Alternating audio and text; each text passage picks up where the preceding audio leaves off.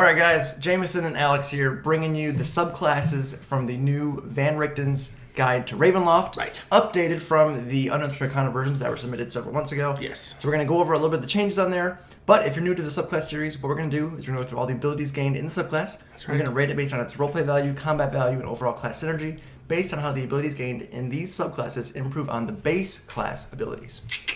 So, before we get into the video, a reminder as well, we're doing a giveaway, two giveaways actually.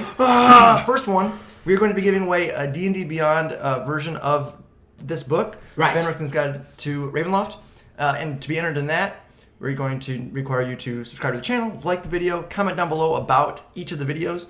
So every video we do on Van Richten's will be part of the giveaway. So the more videos you watch and comment on, the better chance you have of So we winning. have like 6 or 7 chances, probably, give or take. So Yeah. we'll announce the winner when we finish all of our videos for the Van Richten series. So stay tuned to the channel for that. We are also doing a giveaway at 10,000 subscribers. So you can double dip if you comment on all these videos. You'll be entered into both of these giveaways. Yes. And the 10,000 subscriber giveaway is going to be for the Players Bundle on D&D Beyond. So That's it's a got lot. a bunch of books. We'll put it on screen. Boop, what's all on there. Whoa. So yeah, lots of character creation stuff on there. But we'll just jump straight into the video today.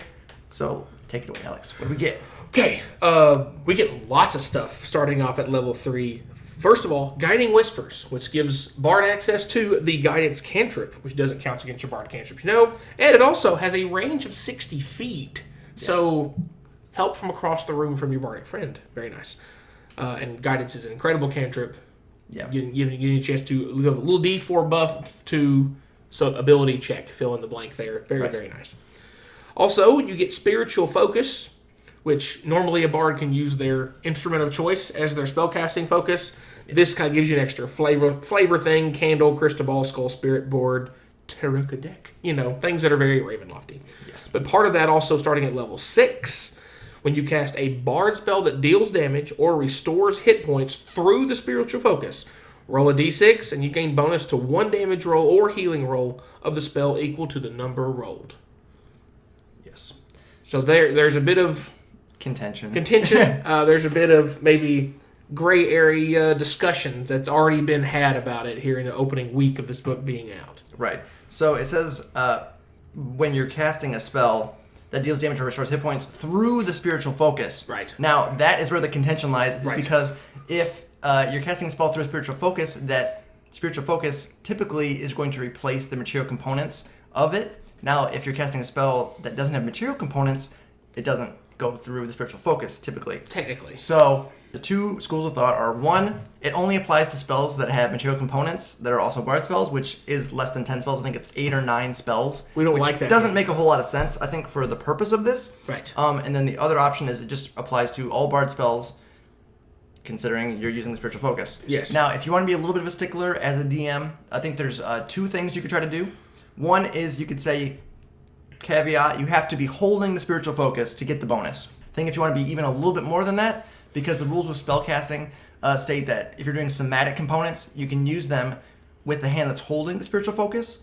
But if you're not using materials, then it's another argument here, another side discussion. Yeah, right. Is if you can still use that hand that's holding something to do somatic components if you're not using the spiritual focus.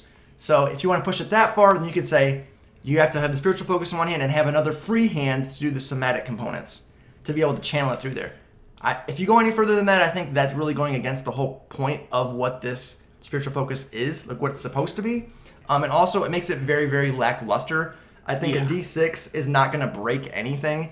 Even if you're, say you pick up Fireball through your magical secrets or whatever, an extra D6, even if it's to like 3 or 4 targets, is not going to be game breaking by any means. That's an average of 12 extra damage. Right, so it's not going to be anything crazy just to allow that kind of thing to happen. And I think, again, if you want to just have a spiritual focus in one hand and a free hand, sure, then that makes it so they can't draw and sheath a weapon, whatever. If you want to push a little bit of a caveat on there. If you want to play this, talk with your DM ahead of time. Right. That way you kind of air out the way you think about it, the way your DM thinks about it. Yes. Get that cleared up. And also, my 2 cents on the matter is also the whole fun factor involved with anything that's kind of gray area D&Ds. Most times you're better off erring toward the side of what's more enjoyable for the player to be able to do, as long as it's not something that's just Billy Goat kind of thing, which an extra D6 is not going to be. Yes. Then also at level 3, we're going to be gaining access to Tales from Beyond. Because we haven't left level 3 yet, technically. Yeah. While you're holding your spiritual focus, so again, this is another reason why I said maybe you have to hold it in your hand.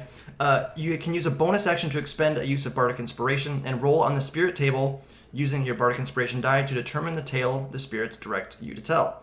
You retain the tale in mind until you bestow the tale's effect or you finish a short or long rest.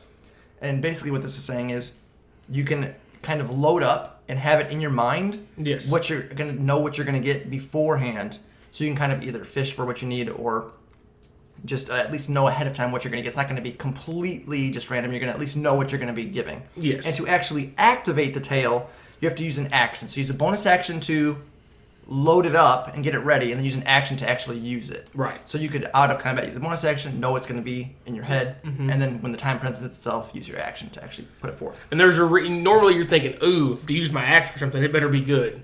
They're pretty Don't worry. And it does say you have to be able to see a creature within 30 feet. Yes. And it can be yourself, so keep that in mind. Because there are some of these that are buffs that you wouldn't mind having yourself. Some are buffs, some are attacks or debuffs. So once you do so, you can't bestow the tail's effect again until you roll it again. So basically, it's a one use, but you have already Bardic Inspiration. You can just load up another one. But each time you load up a new one, you're going to be rolling a random table to see which one you're going to get. Yep. You retain only one of these tails in mind at a time, and rolling the spirit's table immediately ends the effect of the previous tail. So you can't, if you roll it, you can't like roll multiple times and then pick one. It's like as soon as you roll it, it's reset to whatever the new one is. Yes. So there's a lot of these. There are 12 of them. Yeah. And I want to kind of touch a little bit on some of them as to the changes from Unearthed Arcana, because a lot of these have actually been buffed or changed significantly. Yeah, and the main change is, the reason why they buffed a lot of these is because you used to be able to do it more often. Right, at the capstone. At the part of the capstone, which we'll get to. So instead of, they reduced the amount of times you could do it, and made them all more powerful. Right. And overall, I think this is interesting as the fact is as you get level up in your Bardic Inspiration die grows. Right. From a D6, D8, D10, D12. So as your dice grows, those 2 extra numbers you get to add on every time, those abilities keep getting a little bit more silly. Yes. So if you do roll that 12 on that D12, boy howdy. Yeah, some of these are going to be some pretty chunkies. All right, so I'm going to speed read through these as best we can. Jameson's going to then try to compare any significant changes that were made through and try to keep us on some sort of a flow and organized. We'll try. So, first one, tell the clever animal. For the next 10 minutes, where the target makes an intelligence, wisdom, or charisma check, the target can roll an extra die immediately after rolling the d20 and add the extra die's number to the check. The extra die is the same type as your Bardic Inspiration die. Okay, so the main difference on this one is instead of, now it's for the next 10 minutes, it used to be for 1 minute, so that's a huge difference there in and of itself. But the major difference on here is, it says you can, when you make it with intelligence, wisdom, or a charisma check, you roll an extra die immediately after rolling. Before, it was you have advantage on wisdom, perception checks, and advantage on attack rolls. Number 2, Tale of the Renowned Duelist. You make a melee spell attack against the target. On a hit, the target takes force damage equal to 2 rolls of your Bardic Inspiration die plus your charisma modifier. That one is unchanged. How about surprisingly. That? So again, Bardic Inspiration die, as it scales, as you level up, that becomes a chance to have more and more damage. And force damage is always great.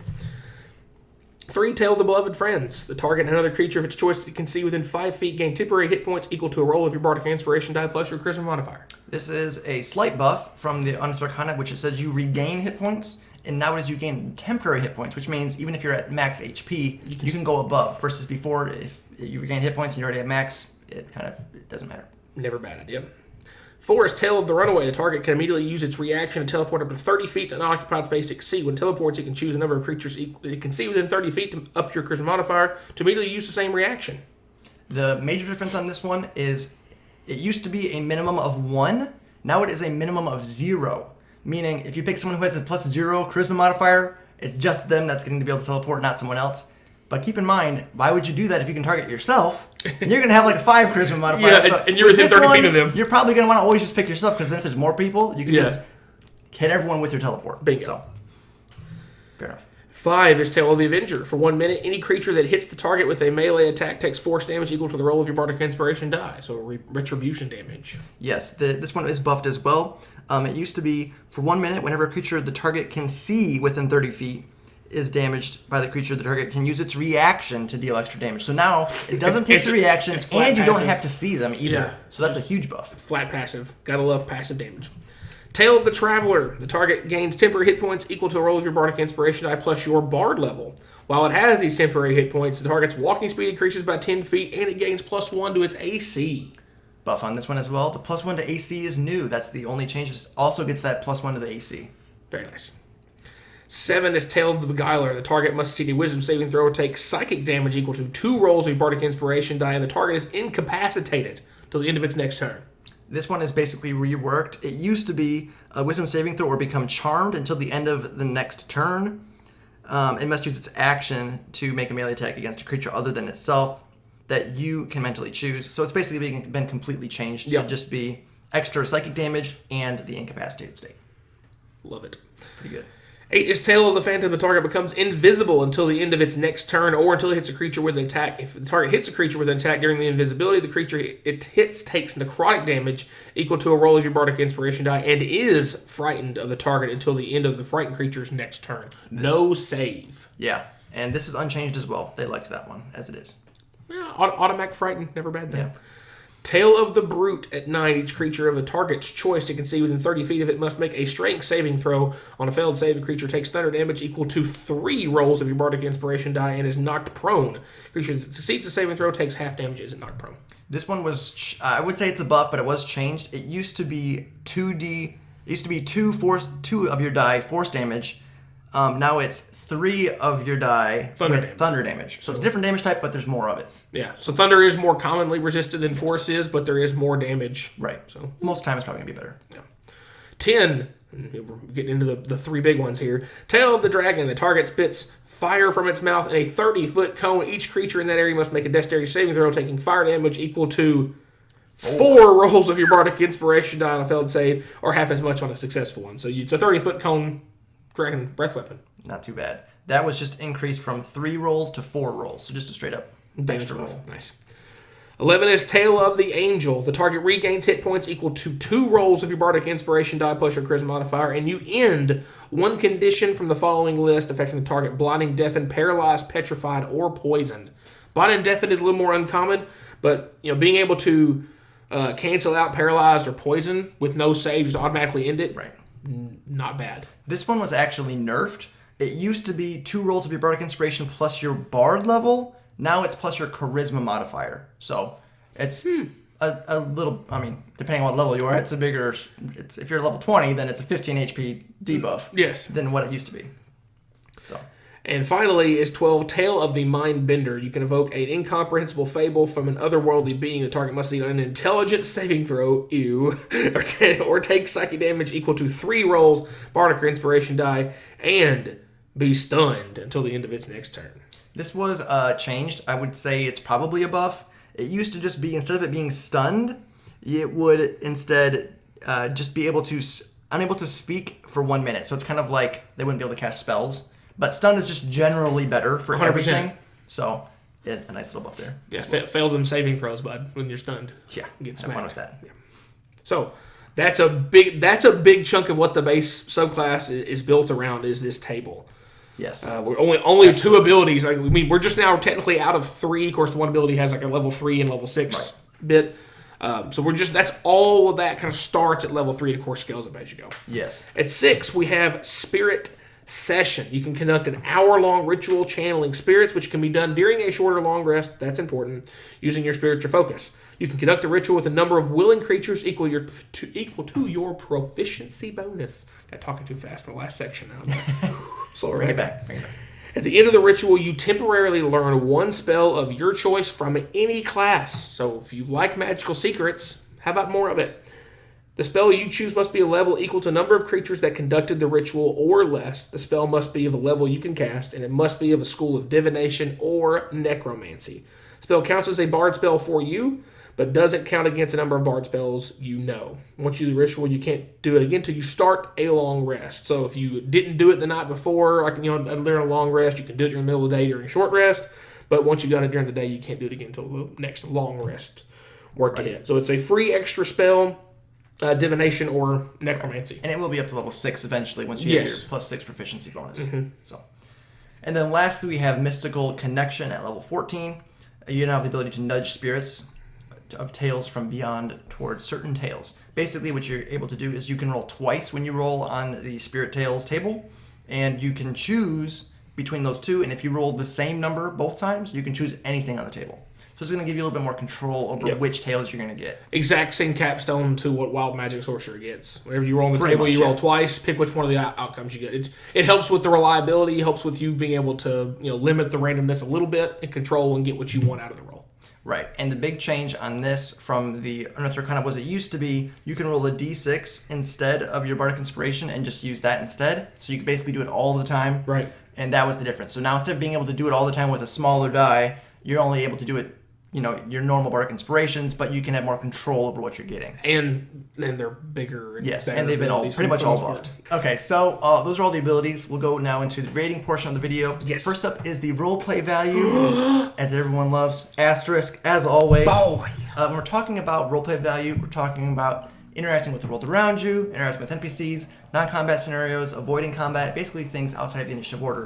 Not talking about class fantasy, history, lore, background. That's on you as a player. Can't rate you as a player, but we can rate the abilities gained in this subclass and how they might improve your potential in those role-play scenarios. Whew. All that being said, looking at the College of Spirits Bard, there's not a ton going on in the RP department. Which is weird to say. I mean, basic Bard has some of the most RP, just base class, so... Bardic Inspiration's a thing. Right. So the ranged guidance is great because you're not always right next to someone to be able to touch to do guidance. Yeah, because it's like, it's okay, friend. Right. But you can't always be right there next to him. Yeah, maybe there's a rogue across a chasm and you're like, guidance to check a pick lock or something. You know what I mean? Which they probably don't need it anyway because they're rogues. But anyways. So the point's made. And then taking a short rest to basically just fish up a divination spell could become clutch, because if you don't have someone in your party that has access to divination, you're trying to spy on somebody or check in on somebody, that could really come in when it's needed. But really that's about it on the RP department. Yeah. Now the ability and the flexibility to just pull up a divination spell pretty much on command can be super helpful, and the utility is great. Heck, necromancy. And of course guidance is probably the best cantrip for RP, so we went with a 3. Yes. Might be a little generous, but the ability with the flexibility to just pick up a spell on command. Yeah, if you really need that scrying, if you really need that raised dead, for example, you don't have a cleric druid in your party, or you don't normally have that spell as a bard to be able just to pick that up. Right. In an emergency situation, that's something that other people don't get to do. Exactly. On the combat side of things, and usually the thing is on the lower side, 3's not bad. But on the lower side, it definitely leans more into combat, which is definitely where this goes. This is definitely the traditional, like I said, like buff bard. Yeah. With the way the Tales works, being able to throw extra damage in, being able to let your friends get extra temporary hit points. You get healing. You remove debuffs. Then you can stun stuff and crazy. Be a dragon for a split second there. A lot of great things in there. Being able to pull, that, and the direct spirit session things. Yeah, you're thinking, oh, well, that divination spell isn't really going to help me in combat. But knowing that you can pull that divination spell whenever you need to allows you to not have to spend one of your other known spells on that spell. Exactly. And you can make sure you get as much. Or even in those schools. Right. Even those schools. Yeah. Right. You can. It lets you be more specific about pulling the stuff that you really want for in combat or specific RP spells or even that. So it helps you limit out your unnecessary needed spells for niche stuff. And again, the final thing, just letting you be able to pick, by rolling 2, you got, at max you're gonna have 12 abilities. You roll 2. It's gonna be very unlikely that you roll 2 abilities that aren't going to be helpful for the situation when you roll that. And the fact that you can fish if you really need something specific, that's something that most other things don't get to do as well. You're like, I go for this or this. Don't really want either one of those. I really wanted this or this or this. Let's try again. Yeah. So score-wise, we went with a solid 4. Yes. Really, the only thing limiting it from being higher is the fact that it is random to a certain extent, especially before 14. Which is, a little higher to get to.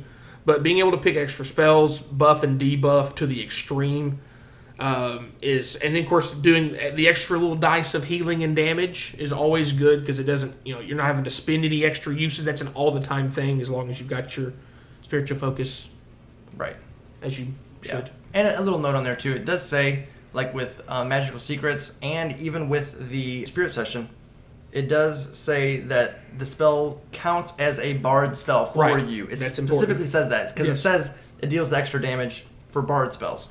And then lastly, we have the overall class synergy.